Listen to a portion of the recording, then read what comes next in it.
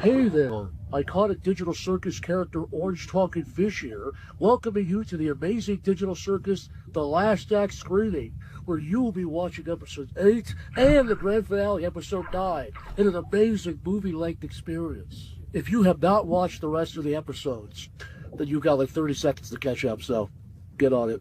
Also here to remind you to turn all mobile devices silent and to please not film or spoil anything you see here tonight. You can share all of your reactions online, but just please God, no spoilers. Usually Cain does these things, but he couldn't make it because he died. May God of Jesus please avoid his soul. Please have God from any afterlife and bless him. You know, I was medically dead for 4 minutes once. There was no one waiting for me. It was blackness. There's nothing after.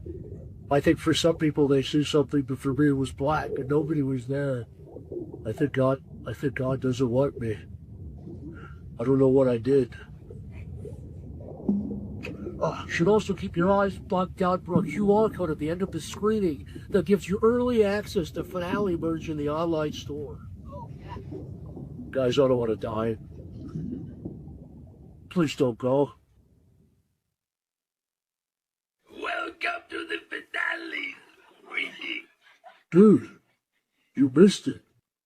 Ladies and gentlemen, it's finally time for the moment you've all been waiting for. Say it with me. Welcome to the amazing digital recap. After placing a strange headset on her fragile human cranium, our sad little jester Pomni finds herself in the amazing digital circus, a whimsical, fun-filled virtual paradise that you can probably never ever leave. Don't focus on the never ever leave part though. That sort of thinking leads to abstraction, which leads to the cellar, which leads to a lot of screaming that's frankly terrible for Bubbles' sensitive ears. Running this circus is me, your charming, benevolent ringmaster, Caine, and it's inhabited by other humans like Gangle and Zooble and Kinger too. Ragatha, Jax, and there's Tom. The gang then does some amazing digital things like running, crushing, growing as people, learning to look both ways, miscellaneous, and gun safety. Through it all, Pomni begins to realize that maybe, just maybe, this digital circus ain't so bad, especially when she has friends to suffer with.